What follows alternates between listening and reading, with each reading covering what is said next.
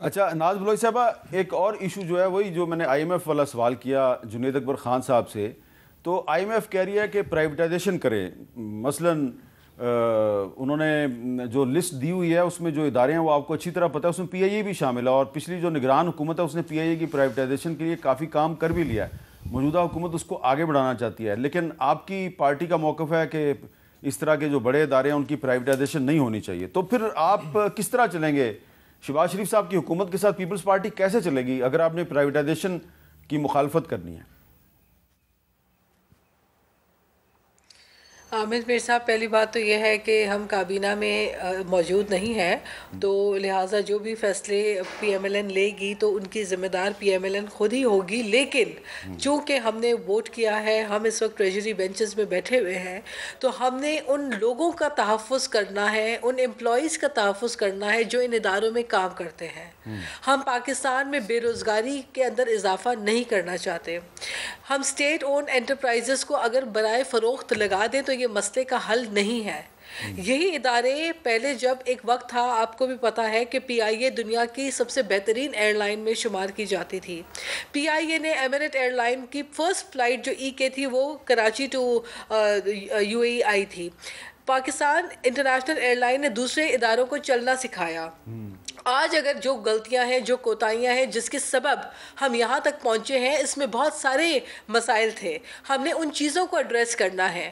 آپ کو پتا ہے کہ پچھلے دور میں پی ٹی آئی کی دور حکومت میں ان کے وزیر نے پارلیمنٹ کے فلور پہ کھڑے ہو کے جتنا کیئرلیس بیان دیا، غیر ذمہ دارانہ بیان دیا، اور تمام پائلٹس کو انہوں نے جعلی قرار دیا فلور آف دی ہاؤس، جس کے بعد ای یو میں بین ہو گئی ہماری فلائٹس. اور آج تک دنیا بھر میں جن ممالک میں ہماری فلائٹس بین ہوئی ہیں اس کا پورا ملبہ، پورا نقصان جو ہے وہ ایک عام امپلائی جو پی آئی اے میں کام کرتا ہے اس کے اوپر پڑا.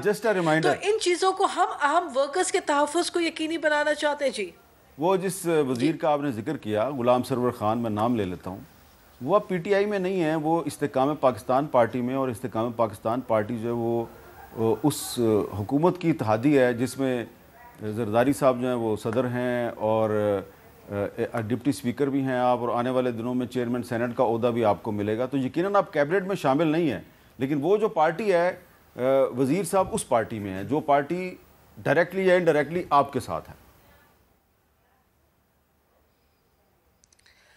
دیکھیں، میرا خیال ہے جس وقت انہوں نے یہ بیان بازیاں کی تھیں اور پارلیمنٹ میں کیئرلیس، غیر مناسب اور غیر ذمہ دارانہ بیان جب دیا تھا، تب ان کا تعلق پی ٹی آئی سے بالکل تھا. ٹھیک ہے. تو پھر پی ان کے ٹی آئی خلاف کے کارروائی بینر ہونی میں، چاہیے، پی ٹی آئی کے امبریلا میں، پی ٹی آئی کی کابینہ میں رہتے ہوئے بالکل ہونی چاہیے. ابھی تک کارروائی ہونی بالکل چاہیے ہونی چاہیے. جنہوں نے پاکستان کے اداروں کا نقصان پہنچایا، جنہوں نے پاکستان کے اداروں کا نقصان پہنچایا، بالکل ان کے خلاف کارروائی ہونی چاہیے، کیونکہ یہ پاکستان کے اداروں کے ساتھ کھیل ہے. یہ ان لوگوں کے ساتھ، ان امپلائیز کے ساتھ نامناسب میں سمجھتی ہوں ان کے ساتھ رویہ ہوگا جن کی روزی روٹی لگی ہوئی ہے، جن کے بچے جو ہیں وہ متاثر ہوں گے، فیملیز متاثر ہوں گی. تو میرا خیال ہے ان چیزوں کے اوپر پیپلز پارٹی کی ایک واضح پرنسپل پالیسی ہے. ہماری سٹینڈنگ بالکل کلیئر ہے. جب بات ہوگی تو ڈیفینیٹلی ہماری لیڈرشپ اپنا موقف سامنے پیش کرے گی. جو ہم نے معاشی اپنا جو پلان پیش کیا تھا پورے الیکشن کے اندر، ہم اسی کو لے کے آگے بڑھیں گے. آپ اتفاق کرتے ہیں کہ وہ جو وزیر صاحب ہیں ان کے خلاف کارروائی ہونی چاہیے؟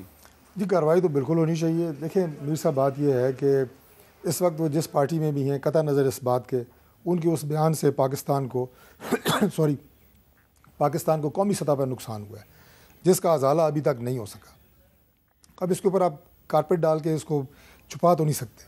بالکل، بڑی اچھی بات ہے. اچھا جنید اکبر خان صاحب، اب آپ یہ بتائیں کہ کچھ ایشوز پہ آپ کی پارٹی کے اندر کنفیوژن ہے. وہ جیسا کہ ناز بلوچ صاحبہ کہہ رہی تھی، ایک سیاسی گروپ ہے، ایک غیر سیاسی گروپ ہے. تو یہ جو فیصلہ ہوا تھا کہ آپ سنی اتحاد کونسل میں شامل ہو گئے، اب پشاور ہائی کورٹ نے کہہ دیا جی کہ سنی اتحاد کونسل تو پارلیمانی پارٹی کے طور پہ موجود ہی نہیں ہے. تو اب آپ اپنی پوزیشن واضح کریں کہ آپ تحریک انصاف کے ایم این اے ہیں، آپ سنی اتحاد کونسل کے ایم این اے ہیں، یا ابھی تک آزاد ہیں؟ اگر سر جی یہ جو آپ نے کہا کہ پارٹی میں اختلاف ہوتا ہے تو پارٹی کا حسن جمہوریت ہی اسے کہتے ہیں. یہ نہیں کہ میاں صاحب نے کیا بات کرنی ہے اور یا بلاول صاحب نے کیا بات کرنی ہے اس کو آگے رکھے. تو پی ٹی آئی میں یہ ہے ہم جمہوری پارٹی, یہاں پہ اختلاف بھی ہوتا ہے اور اتفاق بھی ہوتا ہے, تو یہ کوئی نئی چیز نہیں ہے. اور باقی یہ ہے کہ ہم میں باقی پارٹیوں میں تو ہم کافی لوگ دوسری پارٹیوں سے بھی ہماری پارٹی میں کچھ ہماری پارٹی سے دوسری پارٹیوں میں جگہ, تو یہ دوسری پارٹیوں میں یہ کلچر اختلاف والا کلچر نہیں ہے. ہاں یہ الگ بات ہے کہ کس فورم پہ بات کرنی چاہیے. تو یہ بات تو ہے کچھ لوگوں کی رائے تھی کہ یہ ہمیں اس کو جوائن کرنا چاہیے, کچھ رکی, لیکن پھر جو خان نے ڈیسائیڈ کیا سب اس نے لبے کیا. میری اپنی رائے ہو سکتا ہے میں اس سے اختلاف کروں, لیکن پارٹی کا فیصلہ ہے, خان کا فیصلہ ہے, تو ہم نے لبے کیا. ورنہ میرے لیے بھی بہت مشکل تھا. میں 96-97 سے پی ٹی آئی کے ساتھ ہوں, اور اس یہ مشکل وقت جو میں نے گزارا ہے وہ ساری دنیا کو پتہ ہے کہ ہم نے کس طرح یہ ٹائم گزارا ہے.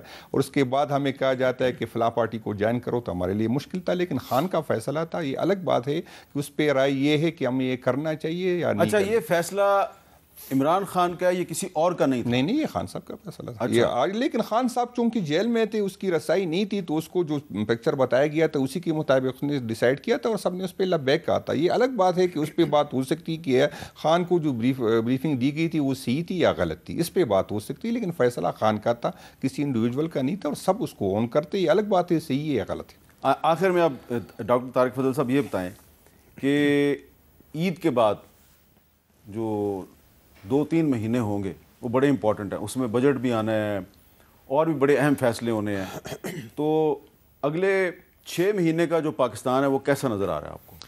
دیکھیے, میں تو بہت پر امید ہوں میر صاحب, اور اچھی امید ہی رکھنی چاہیے, کیونکہ سیاست میں جتنی زیادہ نیگیٹیوٹی پھیل چکی ہے یا پھیلائی جا رہی ہے روزانہ کی بنیاد کے اوپر اور تھوک کی بنیاد کے اوپر, اس میں امید کا دیا بھی جلانا چاہیے. اور حکومت کو تو بالخصوص جب آپ گورنمنٹ میں ہوتے ہیں تو پازیٹیوٹی پہ بات کرنی چاہیے, پازیٹیوٹی کے لیے کام کرنا چاہیے.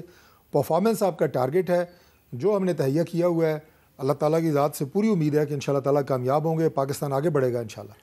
آپ کو کیا نظر آ رہا ہے 6 مہینے میں پاکستان کہاں کھڑا ہوگا؟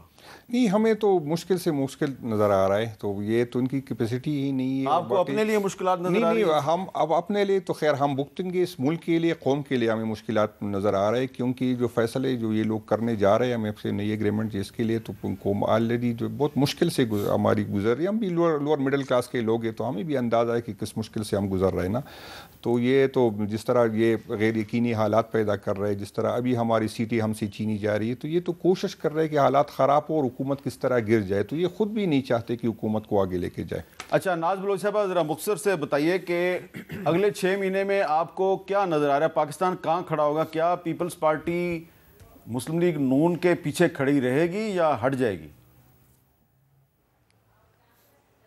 دیکھیں, ہم اپنے ملک کی ترقی کے پیچھے کھڑے ہیں. ہم چاہتے ہیں ہمارے ملک کو ہم صحیح ڈگر پہ لے چلیں, ٹریک کی طرف لے جائیں, اور وہ جو غلطیاں ماضی میں ہوئی ہیں وہ غلطیاں نہ دہرائی جائیں, اور اپنی ذاتی پولیٹکس اور اپنی انا کو پیچھے رکھ کر ملک کے مفاد کے تحت ہم آج یہاں پہ بیٹھے ہیں, ایک ساتھ بیٹھے ہیں, تاکہ پارلیمنٹ اپنا کردار ادا کرے. جہاں پالیسیاں بنتی ہیں وہاں پر پارلیمنٹ میں بیٹھ کر پالیسیز فریم ہوں اور ملک کو آگے بڑھایا جائے. میں دوبارہ آپ سے یہ بات کروں گی کہ مجھے انتہائی افسوس ہوا جب میں نے وہ ویژولز دیکھے کہ IMF کے دفتر کے باہر پاکستان کے 22 کروڑ عوام کو نقصان پہنچانے کے لیے جس قسم کی نیگیٹو کیمپین کی گئی, انہوں نے یہ نہیں سوچا کہ ان کیمپین سے پاکستان کے 22 کروڑ عوام کے گھروں کے چولہے بند ہو سکتے ہیں. بہت بہت شکریہ.